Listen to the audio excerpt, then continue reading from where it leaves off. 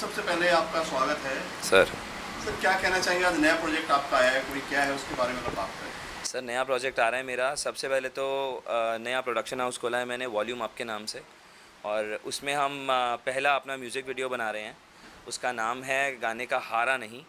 और बहुत ही अच्छा और इंटरेस्टिंग गाना है। वो आजकल के जो गाने चल रहे हैं ना, कि मेरे पास है BMW गाड़ी और मैं पहनता हूँ LV गुची, ये गाना उसकी तरह बिल्कुल नहीं है।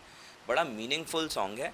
और गाने में एक कहानी है, जो एक आर्टिस्ट की कहानी। जब उस आर्टिस्ट का फेम गिरने लगता है, जब वो आउट ऑफ वर्क होता है, तो वो कैसा फील करता है और किस दौर से गुज़रता है। तो ये एक बड़ा मोटिवेशनल सॉन्ग है जो लोगों को और आई थिंक पसंद आएगा। किस तरह का मूड है इसमें? सर इसमें इस तरीके का मूड है कि एक आर्टिस्ट जब उसके पास सब कुछ होता है, तो वो कैसे चीज़ों को इग्नोर करता है और कैसे अपने रिश्तों को इग्नोर करता है। पर जब चीज़ें ख़राब होने लगती हैं तो कैसे उसका डाउनफॉल आता है, और वो फिर उस डाउनफॉल में वो कैसे सब्सटेंस का सहारा लेता है और यू नो बुरी चीज़ों में पड़ जाता है। पर एंड ऑफ द डे उसके अंदर का आर्टिस्ट कभी नहीं मरता। तो ये मैं दिखाना चाहता हूँ अपने म्यूज़िक वीडियो के through. Sir Sharma ji, big boss की अगर बात करें, या तो आप ये बिल्कुल बन के आता है या बिगड़ के आता है, पूरा बर्बाद होके आता है, तो आपके साथ क्या हो? सर मैं तो बन गया, मुझे बिग बॉस ने बना दिया, फेम दे दिया इतना सारा, और सलमान खान के साथ एक स्टेज शेयर करने का मौका दे दिया। तो ये तो आई थिंक जो बहुत ही बड़े और स्टैब्लिश्ड एक्टर्स होते हैं उनको ही मौका मिलता है। पर मेरी किस्मत अच्छी थी जो मुझे ये मौका मिला और बना दिया उन्होंने मुझे। तो कोई ऐसा वाक्य है, मतलब बिग बॉस में जाना कैसे हुआ आपका, या आपको किस बिहाफ पे आपको बिग बॉस में लिया था, अगर सर बात करें? बिहाफ तो मुझे नहीं पता, शायद मेरी पर्सनालिटी को देख के लिया, जिस तरीके का इंसान मैं हूँ। उनको शायद उस तरीके के इंसान की ज़रूरत होगी शो में, तो उन्होंने मुझे लिया। और मैं अपने शहर में, दिल्ली में एक नोन इंसान हूँ, मुझे काफ़ी लोग जानते हैं और मेरे दोस्त भी बहुत ज़्यादा हैं, और मैं एक बड़ा एक सोशल आदमी हूँ। और एक छोटा सा नाइट क्लब भी था मेरा दिल्ली में, तो काफ़ी पॉपुलर हो गया था उस टाइम में, और ज़्यादा फेमस हो गया था। तो आई थिंक बिग बॉस को लगा होगा कि हाँ ये एक लड़का है दिल्ली शहर का, उसको बुलाओ। तो उन्होंने मुझे शो ऑफ़र किया और मैंने ले लिया। कितना बड़ा एक्सपोजर मिला उसका आपको? सर एक्सपोजर तो मुझे इतना मिला कि मुझे ये पता चला कि मैं ओवर एक्सपोज्ड हूँ। एक ये शब्द है ओवर एक्सपोज्ड, ये मुझे कभी नहीं पता था ये क्या होता है। तो इंडस्ट्री में कई लोगों ने जब मुझे जब मैंने काम करना शुरू किया, तो लोगों ने मुझे बोला यार तुम ओवर एक्सपोज्ड हो। मैंने कहा समझ नहीं आया मतलब क्या है इसका। कह रहे नहीं, तुम्हें लोग बहुत ज़्यादा देख चुके हैं, तुम इतने महीने टीवी पे रह लिए हो, तो तुम्हारी असलियत लोगों को पता है, तो तुम ओवर एक्सपोज्ड हो, अब तुम्हें लिमिटेड काम मिलेगा। तो मैंने बोला यार ये लोग, बाकी लोग, ये शाहरुख खान, सलमान खान, ये लोग नहीं है ओवर एक्सपोज्ड, मैं ज़्यादा एक्सपोज्ड हूँ। क्या मैं इनसे ज़्यादा काम कर चुका हूँ या चक्कर क्या है? कह रहे नहीं, आपकी रियलिटी देख चुके हैं लोग, ये तो एक्टर्स हैं। बात तो ठीक है, तो हो सकता है इसलिए ये ओवर एक्सपोज कर दिया बिग बॉस ने मुझे। अगर बात करें, दिल्ली और पंजाब ने इतिहास रचा है बॉलीवुड में, मानते हो इस चीज़ को? जी बिल्कुल मानता हूँ। चाहे गुलशन ग्रोवर हो, गुलशन कुमार हो, या प्रेम चोपड़ा हो, या सुभाष घई हो, या यश चोपड़ा हो, तो दिल्ली वाले हारते नहीं हैं। सर एटीट्यूड ही ऐसा है दिल्ली वालों का, हारना कभी सीखा ही नहीं है दिल्ली वालों ने। लेकिन इतने बीच में जो गायब रहे या फिर काम नहीं मिला, क्या नाराजगी है? सर नाराज़गी कोई नहीं है, नाराज़ होना मैंने लोगों से छोड़ दिया है, मैं नाराज़ किसी से नहीं होता। काम ना होने का कारण सर ऐसा नहीं था कि काम नहीं मिला, काम कंटिन्यू मिलता रहा। बिग बॉस की देन है ये कि पॉपुलर बना दिया और काम मिलता रहा, पर साथ में धोखे भी मिले, घटिया प्रोड्यूसर्स मिले, नकली प्रोड्यूसर्स मिले, जिन्होंने 6-6 महीने मुझे मेरा टाइम वेस्ट किया। फिल्में साइन करा ली, रिहर्सल करते रहे, 6 महीने बाद स्क्रैप, फिल्म ख़त्म, बनेगी नहीं। सीरियल मिले, सेट पे पहुंचा, कोई और शूट कर रहा है मेरी जगह। दूसरा सीरियल मिला, 7 कैरेक्टर्स थे उसके अंदर, 7 को रिप्लेस कर दिया। तो ये जो सीरीज़ ऑफ इवेंट्स मिले, धोखे मिले, इस वजह से मेरा बहुत टाइम वेस्ट हुआ और मैं गायब दिखा। मैं कहीं गायब था नहीं, मैं यहीं था और काम ही ढूंढ रहा था, और मिला, पर साथ में मिले बहुत सारे धोखे। एक कड़वा सच है सर, जी सर। हर किसी को नहीं मिलता है जो गाना है प्यार जिंदगी में। कहीं ना कहीं इसमें सच्चाई है। बिग बॉस के कुछ ऐसे लोग भी देखे हमने जो एक सी ग्रेड की अश्लील वीडियो बनाकर आजकल डालते हैं। एक मतलब बिग बॉस में काम किया है, काम नहीं मिला। कुछ लड़कियां हैं, नाम लेना नहीं चाहेंगे, इंस्टाग्राम पे डालते हैं। मतलब क्या इतना बड़ा प्लेटफॉर्म मिलने के बाद भी क्या क्या है उनके साथ? सर किसी का घर कैसे चलता है, किसी का घर कैसे चलता है, मैं इस बारे में किसी कोई लड़की कैसे वीडियो डाल रही है ये एंटायरली उनकी चॉइस है। वो कैसे भी वीडियो डालें, आप मत देखिए अगर आपको पसंद नहीं आ रहे तो। ये उनकी चॉइस है, आपको क्या पता कि कलर्स किस। को लेना चाहिए ना, अगर हमारे आर्टिस्ट हैं कलर्स को, या बिग बॉस में जो काम किया है कुछ ना कुछ काम देना चाहिए।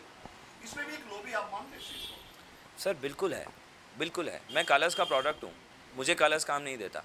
राइवल चैनल मुझे काम देते हैं, स्टार मुझे अपना शो दे देता है टीवी में करने के लिए, जी मुझे अपनी वेब सीरीज़ दे देता है करने के लिए, पर कलर्स मुझे कुछ नहीं देता। और या तो मैं परफॉर्मर ना हूँ, अगर नहीं था तो बिग बॉस के फाइनल तक कैसे पहुँच गया, पहली बात। या तो मेरे में वो टैलेंट ना हो, मुझे लगता है, पर फिर भी हो सकता है कोई अंदर कोई कोर कमेटी का कोई हो जो मुझे नापसंद करता हो, कोई बात नहीं है। मुझे एक्चुअली मुझे बोलने में भी परेशानी नहीं है। पहले भी कुछ हुआ है कि स्क्रिप्टिंग है चीज़ें, विनर की स्क्रिप्टिंग बताया जाता है, एक आदमी अंदर सब कुछ करता है, वो कुछ नहीं होता है, दूसरे आदमी के पीछे पड़ा जाता है जो अच्छा खेलता है। सर ऐसा है, ये पहले भी मुझे ऐसा लगता था कि कलर्स हमेशा अपने फेस को जिताता है। जो उनका फेस होता है, जो उनके शोज़ कर रहा होता है, उनको कलर्स जिताता है क्योंकि आगे उनसे काम करवाना है। पर धीरे धीरे ये चीज़ मेरे मन से हट गई है। इस बारी जैसे वो एल्विश यादव जीते हैं, तो वो तो कलर्स के फेस नहीं है ना, पर उनकी पॉपुलैरिटी इतनी है कि आजकल देखो फैन सेट के बाहर आके खड़े हो जाते हैं कि अगर हमारा बंदा नहीं जीता, फेयर नहीं हुआ, तो हम सेट तोड़ देंगे, हम शो बनने नहीं देंगे। अब ज़माना बदल गया है, तो मुझे लगता है अब तो झोल करना बड़ा मुश्किल है। अब तो रियल डिजर्विंग विनर ही। लेकिन सर आप इस बात को मानते हैं कि एक आप ऑडियंस की तरह से देखें, जो अच्छा खेल रहे थे वो आज कहीं नहीं है मार्केट में, कुछ लोग हैं, हम नाम लेना नहीं चाहेंगे, बुरा लगेगा। सर कई लोग बाय चॉइस नहीं हैं और कई लोगों को काम नहीं मिल रहा। अब मैं बोलूँगा कि कलर्स को ही सबको काम दे देना चाहिए, मुश्किल होता है। शायद मुझे भी तभी नहीं देते क्योंकि हो सकता है मेरे लाइक उनके पास काम ना हो। पर ये तो एंटायरली डेस्टिनी बोलूँगा मैं, किस्मत बोलूँगा। किस्मत कई लोगों की है। अब रिक्शे वाला भी मेहनत करता है ना, और अंबानी जी भी मेहनत करते हैं। अब वो मेहनत करके भी रिक्शे वाला है और वो मेहनत करके अंबानी है, तो ये किस्मत ही तो है। एक भिखारी के घर पैदा होता है, एक अंबानी जी के घर पैदा होता है, क्या है, सब किस्मत है। लड़कियों को जल्दी काम मिल जाता है, इस बात को मानते हैं आप? सर लड़कियों को जल्दी काम मिल जाता है? नहीं, मुझे तो लगता है कि लड़कियों के लिए स्ट्रगल ज़्यादा है। मुझे ऐसा लगता है लड़कियों के लिए स्ट्रगल ज़्यादा है। लड़कों के लिए भी स्ट्रगल है, पर लड़कियों के लिए आई थिंक ज़्यादा है। काम आसानी से मिल जाए ये मैं नहीं मानता। अगर आप कहोगे हाँ खूबसूरत लड़कियों को जल्दी काम मिल जाता है, तो आजकल खूबसूरती की कोई कमी नहीं है। बहुत खूबसूरत लड़कियां हैं, और जो खूबसूरत नहीं होती उन्हें डॉक्टर बना देते हैं खूबसूरत। तो हारा नहीं जी तो कहीं ना कहीं इसमें अपनी आपके जिंदगी की बायोग्राफी या आत्मकथा कह सकते हैं। बिल्कुल कह सकते हो। अभी मैं हारा नहीं हूँ, और जब तक रहूँगा तब तक दिखता रहूँगा। और हराना मुझे आसान भी नहीं है वैसे। और मेरी फैमिली में ही सब बड़े करेजियस लोग हैं, और सब में बड़ा सब बहुत गट्सी हैं, तो हम लोग को हराना इतना आसान नहीं है। और दिल्ली वाला हूँ यार, दिल्ली वाला हारता नहीं है। प्रोडक्शन हाउस जो आपने शुरू किया है, इसमें क्या किस तरह के लोग रहेंगे और क्या चॉइस रहेगी आपकी? सर हमारी चॉइस बड़ी आम चॉइस रहेगी। हम उन लोगों को काम देंगे जिनके पास बहुत सारा टैलेंट है पर अप्रोच नहीं है और पहुंच नहीं सकते बड़े बड़े प्रोड्यूसर्स तक। हम उनको काम देने की कोशिश करेंगे, और आम जनता से रिलेटेड हम स्टोरीज़ बनाएंगे। हम मास को केटर करेंगे, और कोशिश करेंगे कि ज़्यादा से ज़्यादा रिलेटेबल कंटेंट हम मार्केट में दे पाएँ। इसके अलावा क्या क्या रनिंग में है आपके? उसके बाद मन में तो है कि एक रियलिटी शो बनाया जाए, खुद का रियलिटी शो जो आम लोगों के लिए हो, जिसमें कंटेस्टेंट्स हों तो ज़मीन से जुड़े हुए रियल बंदे वो हों।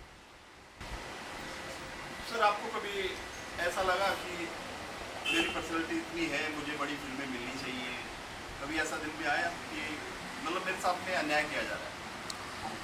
सर ये तो अपने मुंह मियाँ मिट्ठू बन के कुछ नहीं होने वाला। ये सब सबक मैं ले चुका हूँ लाइफ में, इसीलिए अब खुद को काम देता हूँ मुझे बड़ी फिल्म मिलनी चाहिए, मेरे को ये मिलना चाहिए। मिली क्या? नहीं मिली ना। तो जो मिला है उसमें खुश रहने का है, और ज़्यादा हवा में नहीं उड़ना, और बहुत ज़्यादा बड़े सपने भी नहीं देखने जो टूट जाएं। तो अपनी लिमिट में रहना है, अपने आप को खुद को भी काम देना है, और दूसरे अगर दें तो हाथ जोड़ के काम करना है, और ग्राउंडेड रहना है, तमीज़ से रहना है। बस यही मोटो है आजकल अपनी लाइफ का। अपने एक दो लाइनें गुनगुनाएंगे अपने गाने की जैसे? ऐसे कभी सब कुछ खोया नहीं। थैंक यू सर हमसे बात करने के थैंक यू, लिए। Thank you. हाँ वाइट बैलेंस कैसे होगा जब कम कर दोगे तो? नहीं अभी हो रहा है, इसमें कलर अभी हो रहा है, अभी होगा वाइट बैलेंस। ये भी सीधे 2 मिनट का करते हैं ये या सीधे 2 मिनट। या सर सबसे पहले आपका परिचय। जी, सो मेरा नाम मानस अभिराम है। मैं ग्वालियर मध्य प्रदेश से हूँ and it's been like 2 years in Bombay and बचपन से ही आई वॉज इनटू म्यूज़िक। जब मैं 5 साल का था तब से ही मैं गा रहा हूँ। मेरे माता पिता ने मुझे हर वो अपॉर्चुनिटी दी जो उस समय बिल्कुल ज़रूरत थी, चाहे वो रियलिटी शोज़ हों, चाहे बड़े गुरु से सिखवाना हो, एवरीथिंग। एंड रिसेंटली पास्ट 3-4 साल से I have been into direction, music videos, ads, काफ़ी सारी चीज़ें हैं, content brewing and lot of things which I am trying to do. हारा नहीं के बारे में बात करें, आपने डायरेक्ट किया है, किस जी। तरह का म्यूजिक है इसमें? ओके, सो हारा नहीं बेसिकली एक रॉक सॉन्ग है, और इट वॉजेंट ईजी। मतलब मैं ये बोलूँगा कि एक आसान कंटेंट नहीं था बिल्कुल भी। हमने एक बेसिक कंटेंट नहीं लिया है जो आजकल चल रहा है कि 3-4 लोकेशंस लिए एंड जस्ट उड़ाया, and not like that. It's very deep, एक इमोशन है। मेरा सबसे मेन टारगेट हमेशा रहता है to capture the emotion, being the musician, being singer, being music director and of course the video director. मेरा एक जो इमोशन को लेकर चलने वाला चीज़ है, that is always my point. And काफ़ी टफ था शूट करना, लेकिन I was blessed with my team. मेरे DOP, मेरा डायरेक्शन डिपार्टमेंट, मेरा आर्ट डिपार्टमेंट, मेरा प्रोडक्शन डिपार्टमेंट, ऑफ कोर्स मेरी beautiful cast. It was very easy for me to execute my plan. कहीं ना कहीं पुलिस की इसमें एक जर्नी है, बिल्कुल जो हताश हुआ बॉलीवुड में, इग्नोर तो नहीं कर सकते जो उनके साथ हुआ। बिल्कुल। हाँ, तो इसको एक कहानी की वजह से दिखाया गया है कि कैसे आपने फिल्माया इसको। देखिए, फिक्शन भी है, लेकिन फिर मैं वो बात कहूँगा कि एक जो इंटरनल इमोशन था, हारा नहीं, जो कि टाइटल एक अपने आप में जो बता रहा है, तो वो फीलिंग तो हम लेके चले ही हैं। लेकिन ऑफ कोर्स हम एक कंटेंट बना रहे हैं, एक जनता के लिए कुछ बना रहे हैं, तो फिक्शन तो है ही, जिसमें हमने चीज़ें ऐड ऑन करी हैं, कुछ चीज़ें माइनस करी हैं, और बेस्ट से बेस्ट बनाने की कोशिश करी है। सिंगिंग मैंने खुद करी है, मैंने खुद गाया है, मेरी म्यूज़िक टीम ने डायरेक्ट किया है, सिंगिंग की है। यस, मैं गाना बनाया है, कंपोजिशन भी मेरी है, लिरिक्स मेरी टीम की है, म्यूज़िक मेरी टीम का है, एंड या मतलब कारवां की शुरुआत हो चुकी है। बिल्कुल। सरदार जी की, हाँ, एक ही आदमी दोनों चीजें कर रहे हैं। जी कह सकते हैं। लेकिन हमारा टीम बहुत बड़ा है एंड सब टैलेंटेड हैं, काफ़ी सारे लोग हैं जो अपना काम बिल्कुल बखूबी निभा रहे हैं, और ऐसे ही हम आगे लेके चलना चाहेंगे, बहुत कंटेंट बनाना चाहेंगे। ज्यादातर एक गुनगुनाने कैसे दिखवाएंगे आप? जी, बात सफ़र की थी सारी, लो सफ़र ही है जारी, मंजिल ही थी बस प्यारी, क्यों मंजिल ही हारी। Thank you. एक मिनट चल देना। हाँ, ऐसे रख 7 सेकंड नीचे मत जाना, 7 सेकंड में रोल कर। लड़कियों से होकर नीचे जाने को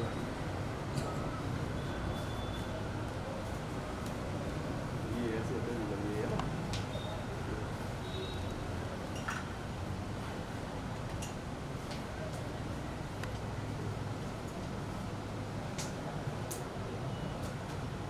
हो गया? Thank you. नेक्स्ट